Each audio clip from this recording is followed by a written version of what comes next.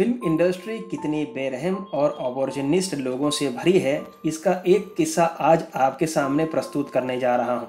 अपने ज़माने की नंबर 1 हीरोइन यानी कि सबसे ज़्यादा हिट फिल्में देने वाली और ट्रेंड सेटर रही साधना, जिनके सेट किए ट्रेंड्स आज भी फॉलो किए जाते हैं।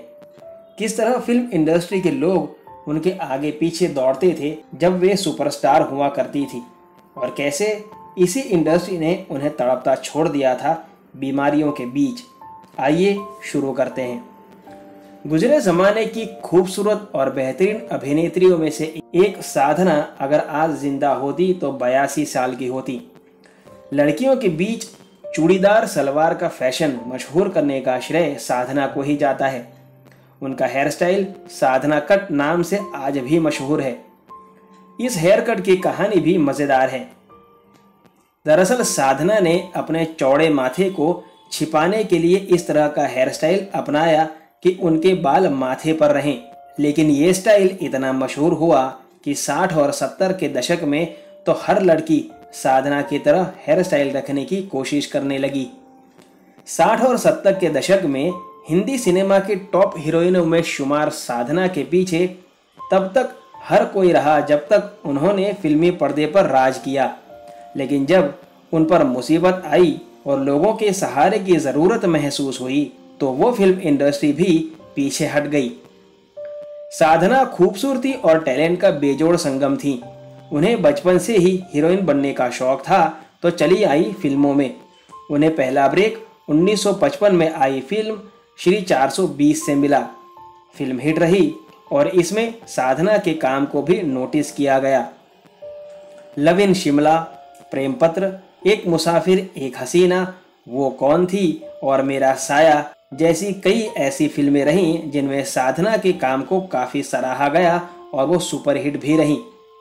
साधना ने लव इन शिमला के डायरेक्टर रामकृष्ण नैयर से 1966 में शादी की थी।